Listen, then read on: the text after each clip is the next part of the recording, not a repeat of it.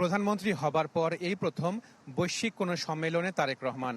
World economic ফোরামের আমন্ত্রণে চীনের দালিয়ানে বৈশ্বিক জলবায়ু নিয়ে আয়োজিত সেমিনারে বক্তব্য রাখেন সরকার প্রধান।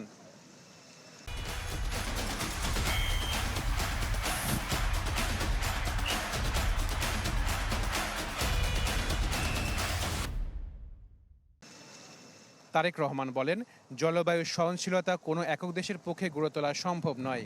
এজন্য প্রয়োজন বৈশ্বিক সহযোগিতা, প্রযুক্তি বিনিময়, পর্যাপ্ত অর্থায়ন এবং সম্মিলিত অঙ্গীকার।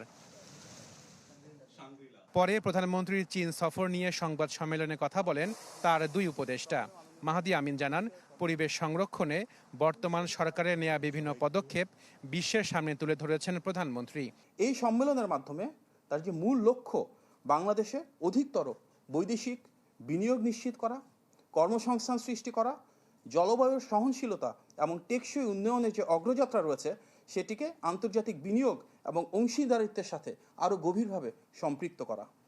একই সঙ্গে বাংলাদেশের ব্যবসা যে সবার জন্য উন্মুক্ত, আমরা ডিরেগুলেশন করছি, ইকোনমিক লিবারালাইজেশন করছি, ফরেন ইনভেস্টমেন্ট অ্যাট্রাক্ট করছি, সেগুলোর জন্য কিন্তু বৈশ্বিক বিনিয়োগকারীদের যে আস্থা তৈরি করা, একটা প্রতিযোগিতামূলক পরিবেশ তৈরি করা, সেগুলো নিয়ে ধারাবাহিকভাবে আলোচনা চলছে। প্রধানমন্ত্রীর চীন সফরে দুই দেশের সম্পর্ককে আরও শক্তিশালী করবে বলে মনে করেন প্রধানমন্ত্রীর পররাষ্ট্র বিষয়ক উপদেষ্টা Humayun Kabir. A lot of interaction, the political side of this visit, where we build with the aim of strengthening our relations with an important development partner. এছাড়া গিনি সহ 7টি দেশের সরকার প্রধানের সাথে বৈঠক হয় তারেক রহমানের। বৈঠক হয়েছে ওয়ার্ল্ড ইকোনমিক ফোরামের প্রেসিডেন্ট ও সিইওর সাথেও। বুধবার ওয়ার্ল্ড ইকোনমিক ফোরামের সামার দাভোসের 17তম বার্ষিক সভায় অংশ নেবেন প্রধানমন্ত্রী।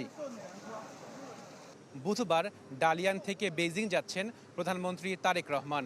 চীন সফরের আনুষ্ঠানিক কর্মসূচি শুরু হবে সেদিন থেকেই। বৈঠক করবেন চীনের প্রেসিডেন্টের সাথে, সই হবে বেশ কয়েকটি সমঝোতা স্মারক। আশাকিন প্রিন্স, চ্যানেল 24, ডালিয়ান, চীন।